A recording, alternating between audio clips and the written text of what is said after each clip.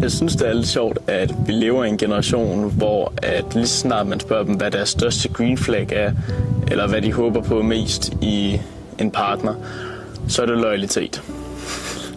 At vi er så langt i den her generation, hvor at loyalitet det er ikke engang et krav mere, når man er i et forhold. Det er noget, man bare håber på.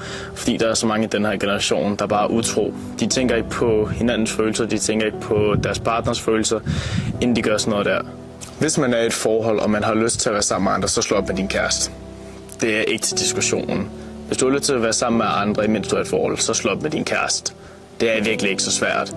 Så kan I komme og sige til mig, at det er klamt, at man slår op med sin kæreste, fordi man har lyst til at være sammen med andre. Men det er den mindste form for respekt, du kan give over for din partner.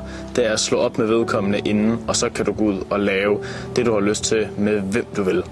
I det mindste bare have den respekt over for din partner.